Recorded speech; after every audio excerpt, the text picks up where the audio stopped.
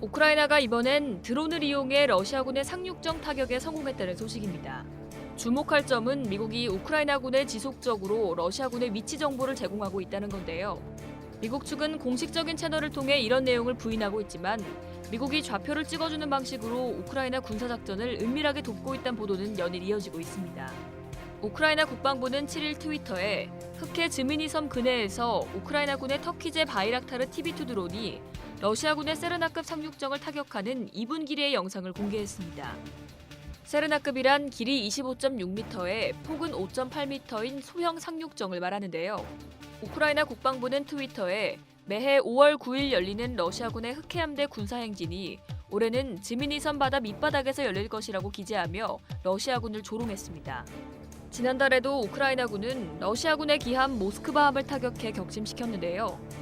모스크바함은 배수량 12,500톤, 길이 186m, 폭 21m 크기의 승조원 500명 이상이 탑승할 수 있는 미사일 순양함입니다. 러시아가 2차 세계대전 이후 전투에서 잃은 가장 큰 군함이기도 하죠. 모스크바함 격침 당시에도 또 이번 세르나 상륙정 타격에도 미국의 좌표 정보 제공이 작전 성공을 견인했다는 의견이 지배적입니다. 실제로 외신 보도에 따르면 우크라이나군은 모스크바함 격침 당시 우크라이나 남부 항구 도시인 오데사 근해를 항해하는 한 함정에 대해 미국에 문의했는데요. 미국은 이 군함을 모스크바호로 식별해 우크라이나군의 좌표를 전송했습니다.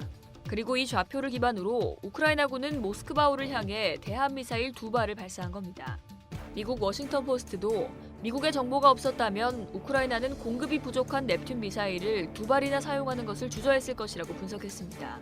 결국 미국이 보내준 좌표가 있었기에 우크라이나군은 모스크바함을 향해 값비싼 미사일을 자신있게 발사할 수 있었다는 겁니다. 뉴욕타임즈도 침공 이후 10명이 넘는 러시아 장군이 전사한 이유를 미국이 제공한 위치 정보에서 찾았습니다. 그러면서 모스크바함 격침 당시에도 미국 측이 모스크바함이 오데사에서 남쪽으로 120km 떨어져 있다는 일반적인 위치 정보 그 이상을 제공했다고 분석했습니다.